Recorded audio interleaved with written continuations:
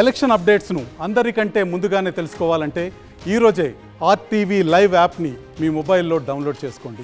Parliament ఎన్నికలకు మొత్తంగా voting ఏదైతే రేపు ఓటింగ్ జరగనుంది, ఓటింగ్కు సంబంధించి పూర్తిగా ఓటింగ్ నిర్వహణకు సంబంధించి సామాగ్రి తీసుకెళ్తున్నారు ఉద్యోగులు. ఇక్కడ మన నిజామాబాద్ జిల్లా సమీపంలోని సిఎంసి కళాశాల మైదానంలో నిజామాబాద్ అర్బన్ నియోజకవర్గానికి సంబంధించి ఇక్కడ ఏదైతే దానికి సంబంధించి పూర్తి స్థాయిలో సిబ్బంది వారి మెటీరియల్ను కలెక్ట్ చేసుకుంటున్నారు.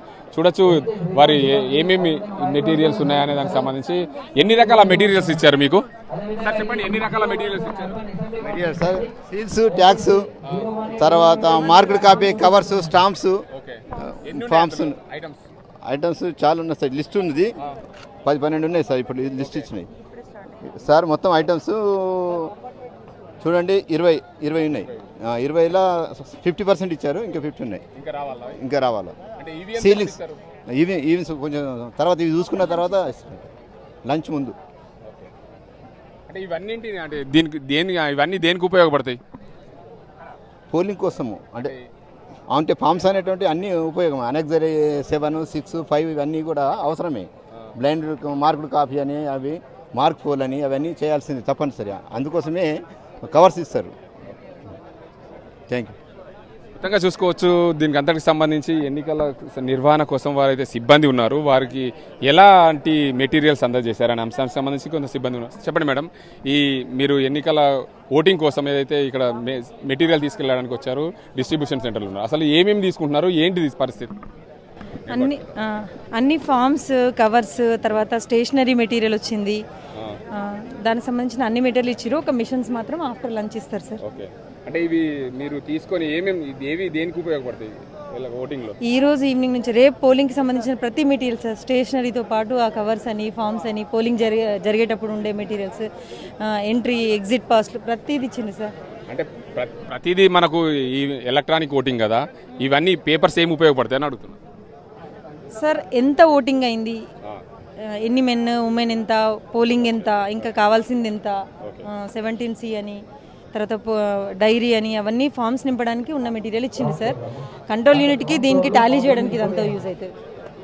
రైట్. మొత్తంగా చూసుకోవచ్చు, నిజామాబాద్ పార్లమెంట్ పరిధిలో దీనికి సంబంధించి మొత్తంగా 7 అసెంబ్లీ నియోజకవర్గాలు ఉంటాయి. 7 అసెంబ్లీ నియోజకవర్గాల్లో మొట్టమొదటిగా జగిత్యాల, కొరుట్ల, దాంతోపాటు బాల్కొండ, ఆర్మూర్, నిజామాబాద్ రూరల్, నిజామాబాద్ అర్బన్, బోధన్ నియోజకవర్గాలు ఉంటాయి. మొత్తంగా ఈ 7 అసెంబ్లీ నియోజకవర్గాల్లో 17,404,867 మంది ఓటర్లు ఉన్నారు. అందులో అత్యధికంగా మహిళా ఓటర్లు ఉన్నారు. 8,98,647 మహిళా ఓటర్లు ఉన్నారు. అందులో పురుష ఓటర్లు 8,06,130 మంది ఓటర్లు ఉన్నారు. దీనికి అంతకు సంబంధించి ఇతరులు కూడా 90 మంది ఓటర్లు ఉన్నారు. మొత్తంగా నిజామాబాద్ పార్లమెంట్ పరిధిలో 1,808 పోలింగ్ స్టేషన్లు ఉన్నాయి. 75,000కు పైగా 7,000కు పైగా ఉద్యోగులు ఎన్నికల్లో నిర్వహణ కోసం పాల్గొంటున్నారు. దీనికి అంతకు సంబంధించి 4,514 బ్యాలెట్ యూనిట్లు, అదేవిధంగా 2,257 కంట్రోల్ యూనిట్లు, మరి 2,527 వీవీప్యాట్లు దీనికి అంతకు సంబంధించి పార్లమెంట్ ఎన్నికల కోసం నిర్వహణ కోసం అన్ని కేటాయించారు. దీనికి ఇక్కడ ఏదైతే ఎన్నికల నిర్వహణలో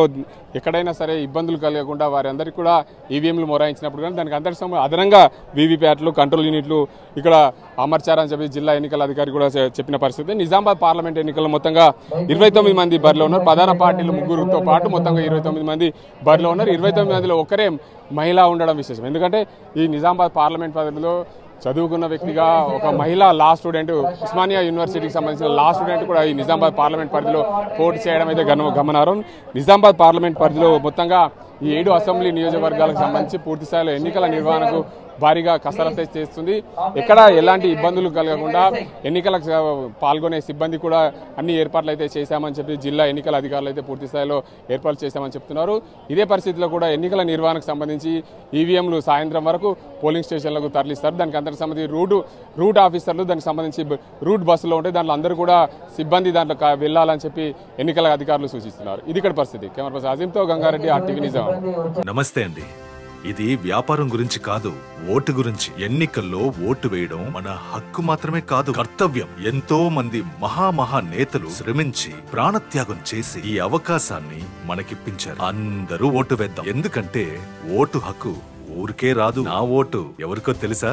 అది సీక్రెట్ అండి.